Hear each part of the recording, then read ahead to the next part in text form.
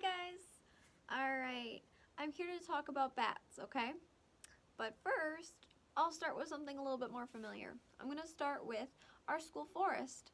And we all know that there are caves in there. There used to be caves in our school forest. We had them closed off due to safety reasons, which is a good thing.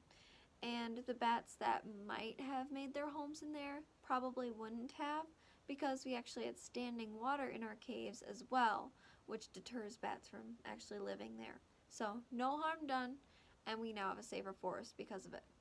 But back to bats, okay? Bats have a problem. They're dying. In the last 10 to 11 years, 5.7 to 6.7 million bats have died. And that is because of white nose syndrome, or as most people call it, WNS.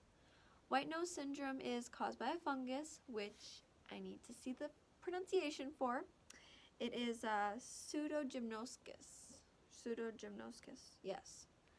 Pseudogymnoscus destructans. So, P. destructans for short, which I love, personally. That's just me. But it is a fungus that was introduced to us about 10 to 11 years ago from Europe, and that is through international travel, dispersion of goods, and this information was determined by the Royal Veterinary College, which is actually stationed in Europe, and they're actually going to be featured in a scientific journal for this discovery. So it is legit. Just saying. White nose syndrome, it's characterized by the white substance that is viewed on a bat's nose and on its wings. And what that does is it wakes them up from hibernation. Bats hibernate so they can last through the winter, and because their food source disappears in winter, so they need to have a way to survive. So they hibernate. But when they wake up, they use all of their food sources that they have had in moments, in days, hours, rather than months. So they use all of that up, and they're left to starve to death. It also causes erratic behavior, such as flying in the daylight in freezing temperatures, and then some bats, they kind of congregate in the opening of a cave mouth. So that's been viewed, and that's kind of crazy. Bats normally don't do that. Alright, and this, it's our fault. We brought this disease over here. It started in the East Coast, and it's made its way to Wisconsin over the course of 3 years, and we are now feeling the effects of it. 80% of all bat populations has decreased since the introduction of WNS to our ecosystem. That means every single kind of bat, 80% or more, is gone like that. And that's a bad thing for us. Bats really help us. Bats, among other things, well, they mostly just eat insects. They eat all of our insects. So, mosquitoes, which bite, which we don't like. Okay, we don't like mosquito bites. But they also eat mosquitoes that carry diseases. West Nile virus, Ebola, stuff like that. So, our lovely little friends the bats are saving us from diseases. They are also saving our crops, which as a farming community in a farming state, we really appreciate. So, I've learned that bats eat up to 1,000 insects every hour, or their body weight every night, and they don't weigh a lot, but insects are really small, so, it's okay. Bats are also saving farmers from 4 to 50 billion in lost crops. So without bats, they're losing that money, they're losing that crop, and that's bad. Trust me. Our friends are farmers. We know this. We know they don't like losing their crops. All right?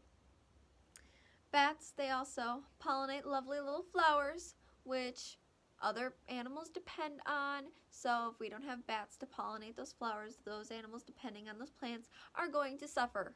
So it's a big old chain reaction, like it is anytime you lose a species of animal. Alright, so we have 5 kinds of bats that are well known in Wisconsin, and the little brown bat is actually the most endangered. It has lost up to 99% of its population in some areas. 90% at least in all areas. And that's not good. It's going to become extinct if we don't help it. And there isn't much we can do, honestly. They don't breed well in captivity. The long-eared bat also has experienced a population decrease due to other human environmental catastrophes, basically. We are logging still, and that is taking away their habitat. Bats live in trees as well. The bark, they go underneath the bark, and they are able to have babies there. So when we log, we chop down a tree, and if there's a baby bat, and they're a pup, it's going to die if it can't fly away, and most of the time it can't. So that is another way that they are losing their population. Through us. It's all our fault. We suck. So to protect bats, we visit them carefully. In Door County, we have our Horseshoe Bay Cave, and that's a really big tourist attraction actually. And normally it would house between 1,000 to 1,500 bats every year. But as of a survey done in 2016, there's only 200 bats in Horseshoe Bay Cave. Again, an 80% decrease or more. So, to regulate the spread of WNS, which is spread through contact, you have to go through strict regulations, rules to actually visit Horseshoe Bay Cave. As in, you need to don a full body jumpsuit, boots provided by the county, headwear, equipment, the works, you do not bring in. They give it to you because they don't want to bring in any outside contaminants to the cave. Nor can you take anything out with you and visit other caves with that. You can't come from cave to cave to cave to cave, which could end up, contaminating all the caves. You just can't do that. We don't allow it. There are rules and regulations set by the DNR, WDNR, and they're in place to stop the spread of WNS, which I have proof of. So, this sign has been posted throughout other areas that are close to Wisconsin. It says, all caves and mines on this property are closed in an effort to slow the spread of white nose syndrome.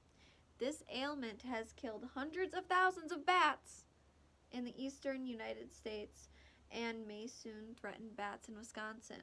Again, there's the website. This is a certified DNR sign that I received from Mr. Tony's. You all know him and love him. Me too.